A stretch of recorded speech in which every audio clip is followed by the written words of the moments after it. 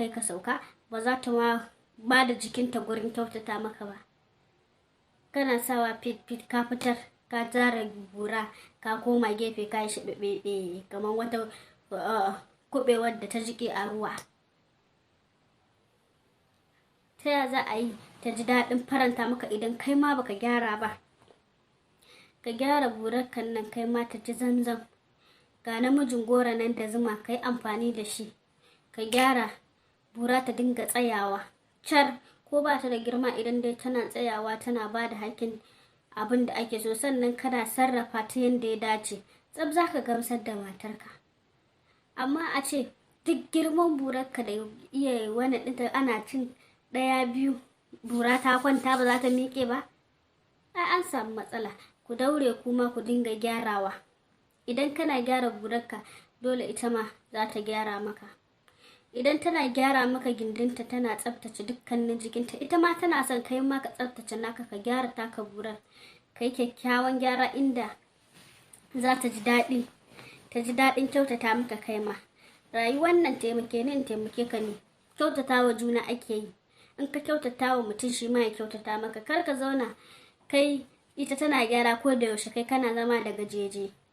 Idan kana zama da gajeje, ba za ta ji daɗin biya maka buƙatar ka, ta zaƙe ta yi yadda za ta yi don ganin ka samu kwanciyar hankali da satisfaction ba. Amma idan kana gyara, to wallahi ita kanta ko da ba ta son gyara, kunyan ka zai sa ta yi wannan gyaran, saboda kai za ka zo mata ne a tsaftace da komai da komai. Amma duk tsaftar mace, idan mijinta ta yi da shi abu ya gagara, to fa dole za ta fara gudun shi, saboda shi wari a jikin mace ko namiji yana kashe sha'awa. Idan dai mijinki zai kusance ki ya ji wani karni a jikinki, to nan da nan za ki ga sha'awarsa tana raguwa a kanki.